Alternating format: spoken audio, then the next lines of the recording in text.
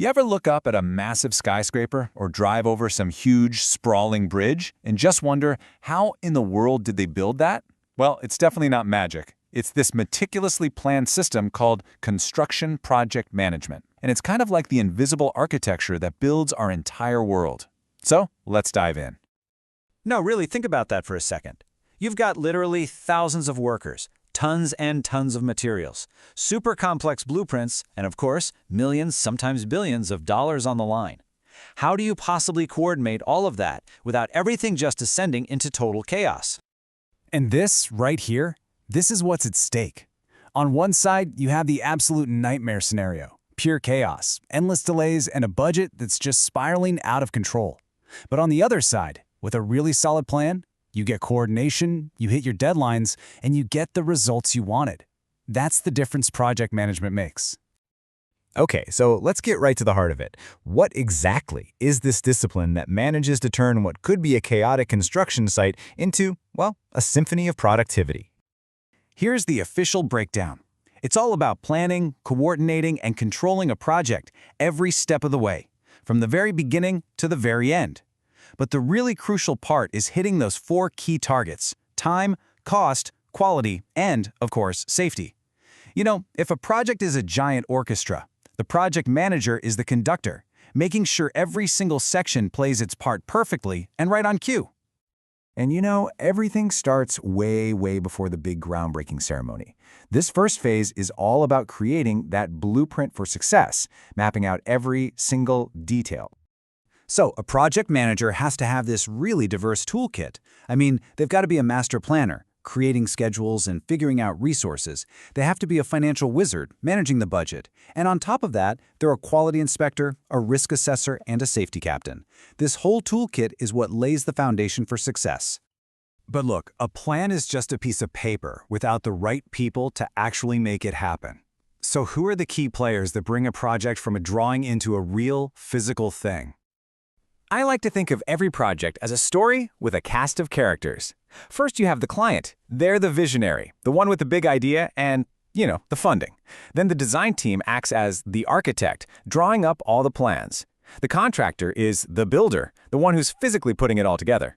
And then, orchestrating the whole thing, you have the project manager, the conductor, making sure everyone works together in perfect harmony. All right, the plan's in place, the team's assembled, work has begun. Now comes the really dynamic part, steering the project through all the inevitable challenges and just keeping it on course. So, the whole journey starts with initiation. Basically, what are we building? Then comes planning, where that whole toolkit gets used to build the roadmap. During execution, things get intense. It's all about coordinating people and making sure the site is safe. But here's the key. All of this happens under constant monitoring and control. The manager is tracking everything, comparing progress to the plan, and making little adjustments before things go off the rails. It all leads to that final step, completion. And the way we monitor projects today, it has been completely revolutionized. The biggest shift isn't just a few new gadgets.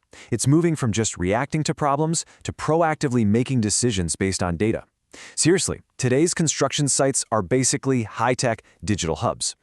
The first huge game changer is BIM, or Building Information Modeling. Now, this is not just some fancy 3D picture. It is a complete digital twin of the building. It lets the team build the entire project virtually in the computer first. So you can spot where a pipe might clash with a steel beam and fix that problem on a screen before it costs a ton of time and money on the actual site. It's incredible.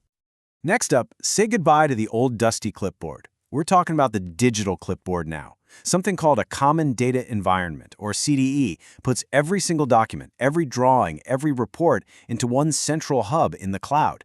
You pair that with software like Procore, and it means everyone, from the architect to the subcontractor, is working from the exact same information in real time. It just gets rid of all the guesswork. And finally, we have literal eyes in the sky. Drones can fly over a site and give you a daily progress report that would have taken a whole survey crew a week to do. They can inspect high-rise scaffolding for safety issues without putting a single person at risk.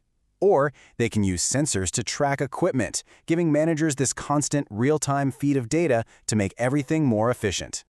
So, all of this planning, all that coordination, and all this amazing technology, it all leads to one final, super critical moment: completing the project, and handing over the keys.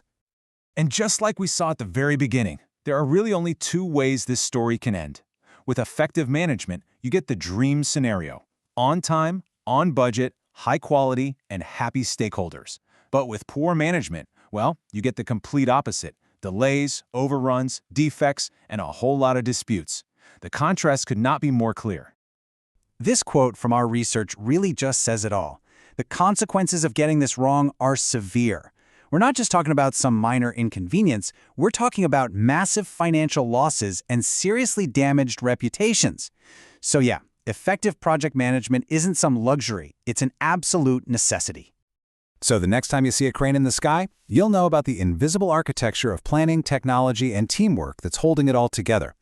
Which kind of leaves us with one final thought. As our buildings get smarter and our cities grow even more complex, what's the next great challenge for these conductors of construction? Something to think about.